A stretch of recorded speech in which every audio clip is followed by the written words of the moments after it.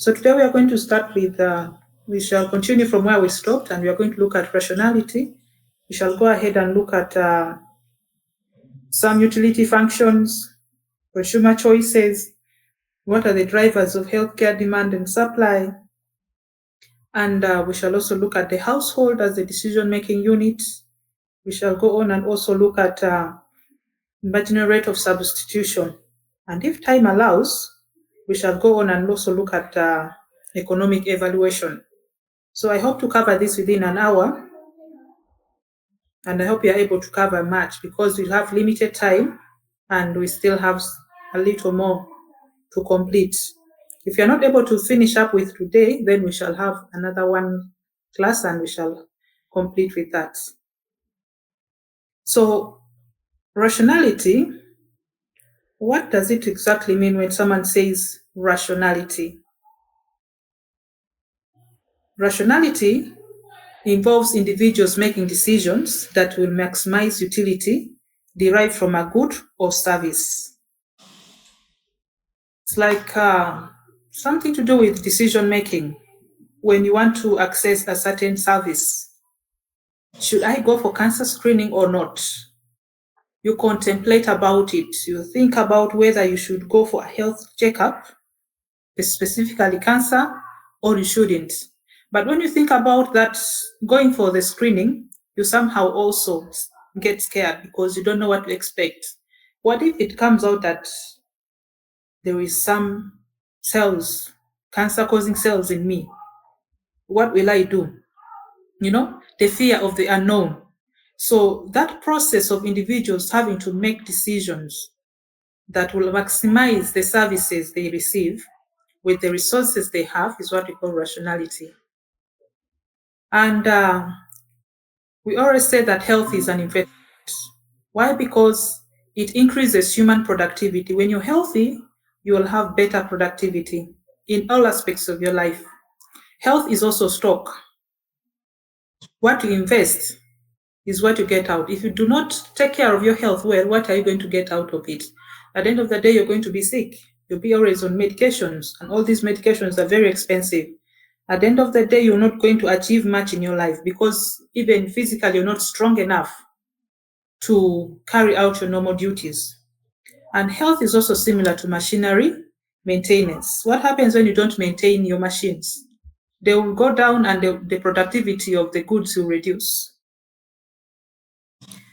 And there's what we call the Grossman's investment model of health.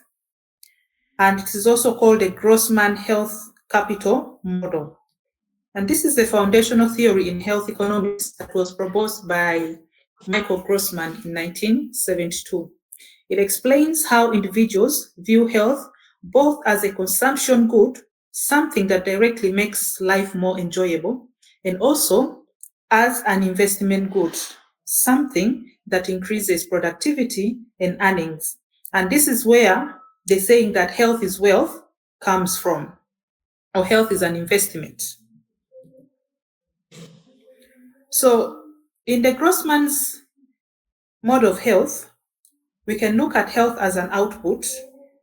At any time, an individual is endowed with health capital, but it depreciates over time, but can be replenished by investments like medical care, diet, and exercise. So, like we said, that health is a form of capital, just like education or a machine. And it produces healthy time, which allows individuals to work, earn income, and enjoy life. But it depreciates over time due to maybe aging and maybe illness. But it can also be improved through investments. When you always go for medical checkups and you find out if there's a problem with your health, you can be able to curb problems early enough and you can be able to maintain your health. Exercise. Exercise has a lot of benefits in the body. Once you exercise, you're going to have increased productivity, your mental performance is going to improve, your physical well-being is going to be better, emotionally you're going to be even better, and then good nutrition and education. So there are some key components of the model that we can look at. One is health being stock. The level of health a person currently has, that is like the capital of health. And then health investment, the activities and resources that are spent to improve or maintain health. For example, the exercise, diet, the medical care. And then depreciation rate, that is the rate at which the health deteriorates naturally with age or neglect. If you don't take care of yourself, naturally your body will depreciate because there are a lot of factors in the environment that may cause your body not to be healthy. And then health capital production function. It also describes how inputs such as time, money, and education can be converted into health improvements.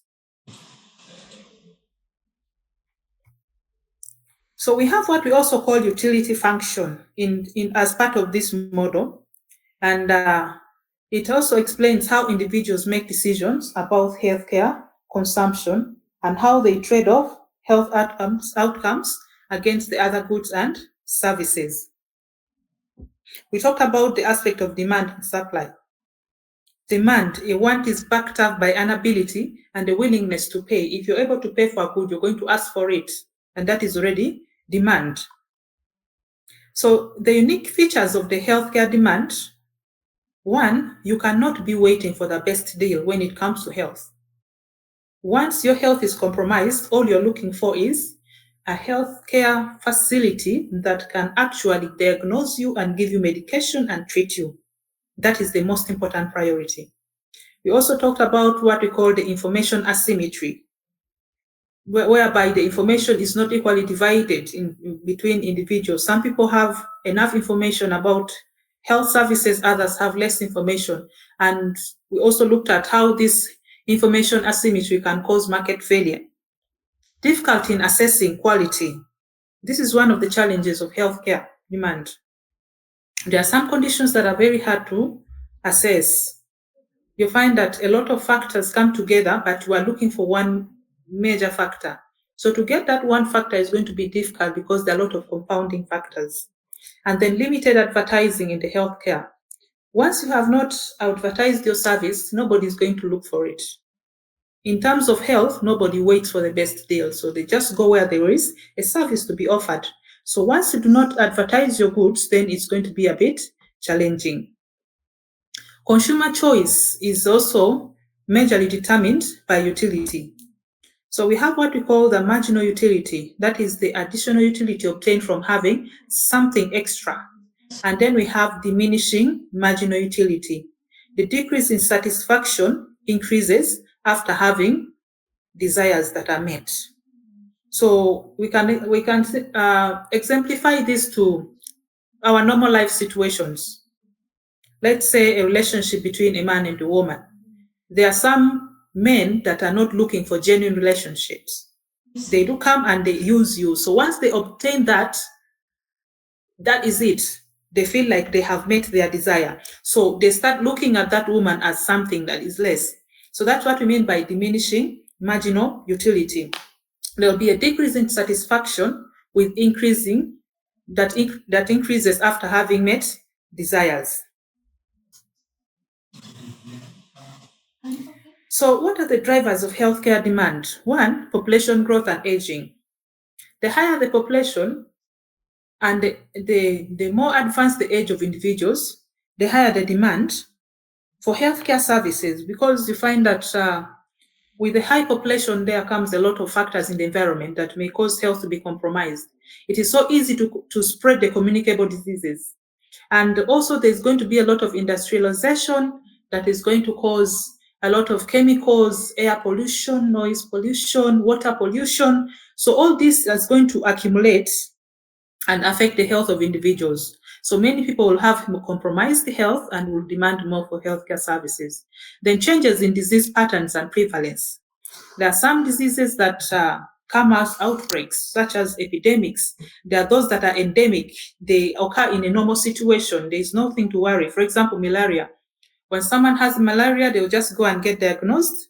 They start taking their medication within 1 week, 2 weeks, they're okay. So there are diseases that have a very short duration.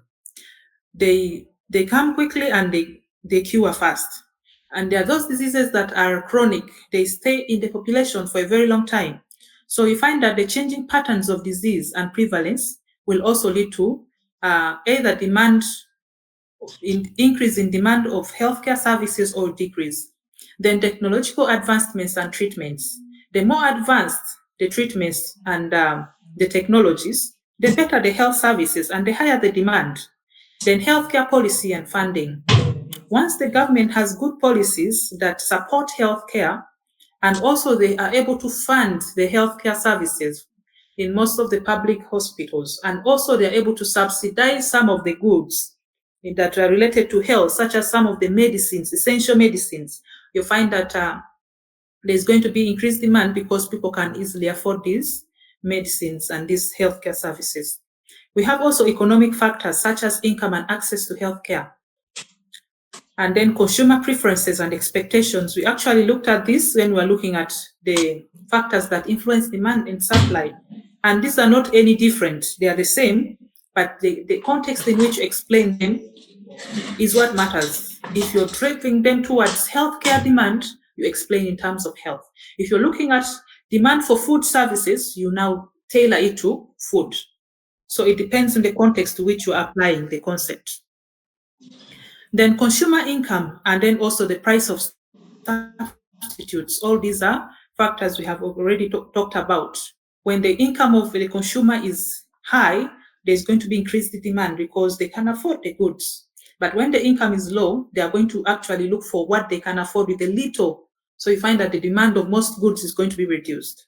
Price of substitutes. When a substitute is less priced than the original good, of course, someone would want to go for the substitute, like what you told us about the chicken and fish. The fish may be cheaper than the chicken, but these are all goods that are providing protein. So instead of going for the chicken, I'll go for the fish because of the price. So product price also influences the law of demand. If the price of a product falls, the demand will go up. And price can be used as a marketing tool. Higher priced goods are considered efficacious. And this may be a fallacy. You find that goods that are highly priced people have a mindset that a good that has a very high price is a good quality product. But it may not necessarily be the scenario. You find that some people will take advantage of the market, such as people who are in a monopoly situation. Because they're the only ones with a product, they are going to overprice the good because, after all, everybody depends on that product. The law of demand also says if the price of a product falls, the demand will go up. We already said that the lower the price of a product, the higher the demand.